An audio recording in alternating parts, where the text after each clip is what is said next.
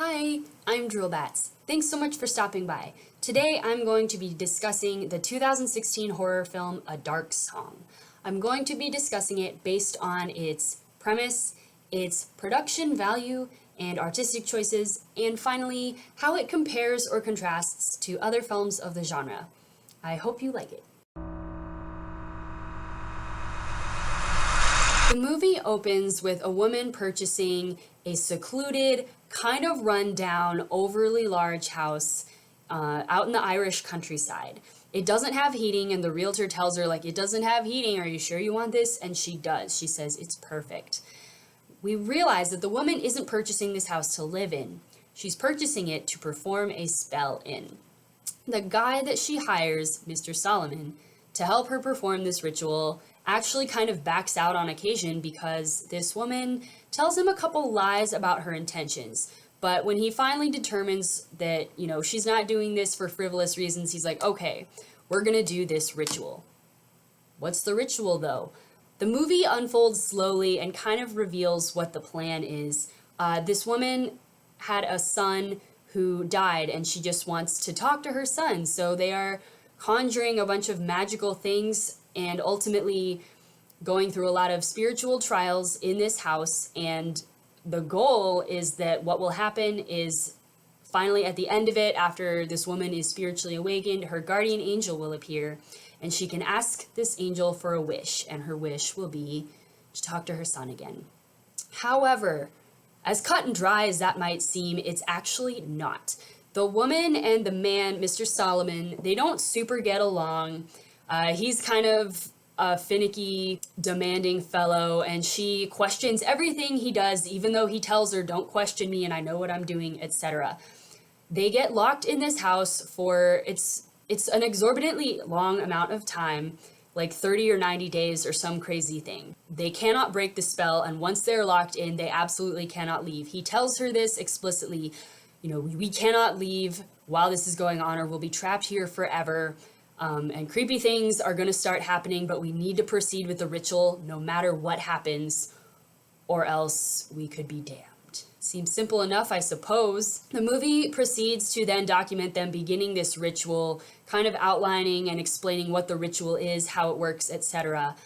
But the woman has not been completely honest about her intentions with this ritual, and things start to go awry. This was kind of a slower burn type of horror movie because it was more focused on documenting the process of the ritual evolving. It went rather slowly as compared to typical haunted house type of movies, which can sometimes move quite rapidly. That said, all of the slow shots were very attractively done and were kind of broken up with some faster shots in between. It was worth it in the payoff, and it came across as more of an artistic choice rather than just someone filming a slow, boring movie.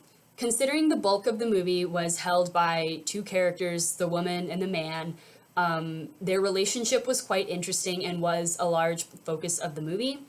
And I thought they were great actors. The movie had a lot of subdued and darker color scheme things, as is kind of common with a lot of digital movies nowadays. I thought it really worked with this particular setting. And so while that's not my favorite thing normally, I did appreciate it in this movie. The special effects in this movie, to imply all the weird and creepy stuff that was going on, was subtle, and it was very good at evoking that kind of creepy feeling without having to be overly explicit or without having to rely on firm visual aids. It was very atmospheric, and you kind of were left wondering, is it going to be something that we see, or is this going to culminate into something? The special effects were simple, but so effective. They were so perfectly suited for the type of story that was being told here. Everything in this movie felt quite intentional. The color schemes, how the special effects were done, just the timing and pacing of everything. And I really appreciated that intentionality. Sometimes haunted house type movies feel a little bit ship-shaped, slip-slap, whatever you want to call it. Not super well put together per se. This one definitely did. It involved a lot of different cultural, spiritual things to kind of culminate in one magic ritual. And that made it really interesting because a lot of different things are being referenced and explained, and it just really comes across in an interesting and entertaining way. The movie, while it wasn't the flashiest, it had a majesty to it, and I really appreciated how it was done. The movie relied on a lot of fairly traditional, if subtle, horror movie musical cues, and I thought that rather than being kind of corny or overdone, they were subtle enough that it didn't feel ridiculous, but they were traditional in a way that really brought out the atmosphere of the movie in a very clear way, I thought. I am now going to discuss how this movie compares to other films of the genre. I will be spoiling this movie a little bit, so if you don't want to know what happens next, I'll give you a moment to bow out. This is your cue. Or is this your cue? I'm just kidding. Okay. The woman was not completely honest with Mr. Solomon. The way the ritual works is that he's kind of the conductor of this thing. They both have to be really mentally on their game, but she had lied about having a stint in a mental institution, which apparently can cause things to go bump in the night that shouldn't be going bump in the night during this ritual. And she also lied about her intention. What she actually ends up asking for is different than what she told Mr. Solomon she would be asking for. And I'm not going to spoil it here. I'm not going to spoil the entire movie. The concept of two people, arguably a man and a woman who don't know each other that well per se, locked in a large house with a kind of mysterious and unexplained entity doing things. They're not allowed to leave. They're locked in for a specified amount of time, and they're trying to do something very specific, kind of like a ritual or a routine. Felt very similar to a popular film you might know as Oculus. It was popular a few years ago. After a traumatic childhood in which both of their parents were killed by what they insist is a mysterious being that lives in this possessed mirror, a brother and sister who are now adults come into this house, lock themselves in, don't let anybody in or out, document everything that they're doing very specifically, have a specific timer, everything, to document this crazy creature that's living in the house and killing people. If they don't get it exactly right, things are gonna go wrong.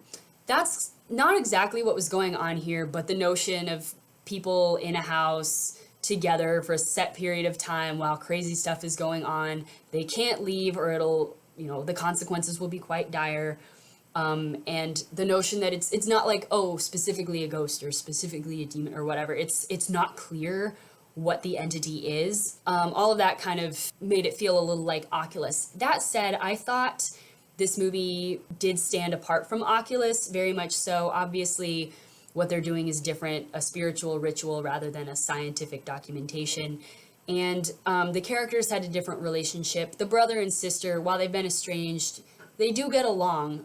They do like each other. They grew up as kids. This woman and Mr. Solomon, they really don't care about each other outside of the fact that they're doing a ritual together that's very spiritually draining. And they look at it like, he looks at it like a business transaction, and she looks at it like, I'm getting rid of him as soon as I accomplish what I set out to do. That said, A Dark Song, I thought, more effectively communicated what was going on, even though it was quite confusing. Oculus relied very much on the heavy use of flashbacks, and in Oculus it was not exactly clear what was going on, like what the actual thing was. My thought was perhaps it's a ghost, but they nixed that. Oh, well, perhaps it's a demon, they nixed that. Perhaps it's a warlock trapped in the mirror, they nixed that too. And because it wasn't something that the audience, specifically me, was familiar with, it made it harder for me to understand what was going on screen, honestly. A Dark Song kind of had a similar issue in that, are they brushing ghosts? Are they brushing demons? Are they brushing angels? Are they energies just manifesting? There's some pretty creepy stuff that goes on in the movie, but it's not super clear. But because the end goal of this is what's supposed to happen versus this is what happens is a little bit more defined in A Dark Song than it was in Oculus, I think it worked better to have that kind of spooky reveal. And I think as well, A Dark Song gave a little bit more of a satisfying reveal. It wasn't perfect, but it was more pronounced and so more explicit, I guess. And so that kind of, as an audience member, that was more satisfying. if you're doing a movie about a ghost or like a werewolf even, or like a vampire, like everybody kind of knows if it gets burned in sunlight, if people show up around it totally drained of blood, and if it turns into a bat and it hates garlic, it's a vampire. You don't really have to like say that it's a vampire, people just know. But if someone's not familiar with what it is, you kind of need to explain it, what it is that they're dealing with, or else the audience is not going to be satisfied. And I feel that A Dark Song did that a lot better than Oculus. Don't hate me, I know Oculus was popular. I didn't like it. This movie to me is kind of like Oculus if I had done Oculus. I'm just kidding.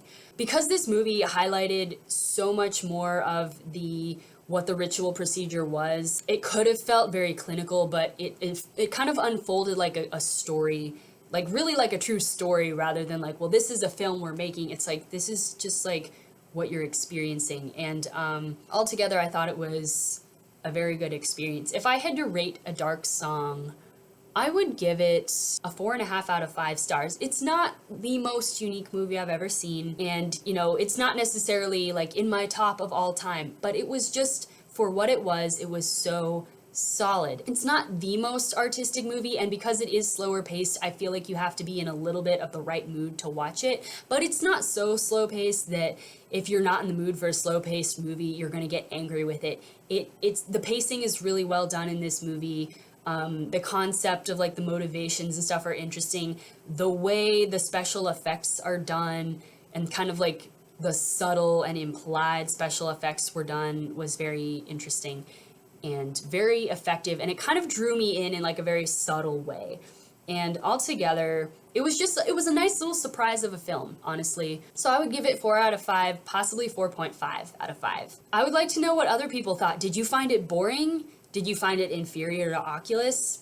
Let me know what your opinion is. Thanks so much for watching. Hope you enjoyed it. Please leave a like or a comment if you have anything to say, or if you liked it, just please like. And please consider subscribing if you like movie reviews. I review horror movies, so if you like that, please hang around. Thank you so much and have a great day. Bye.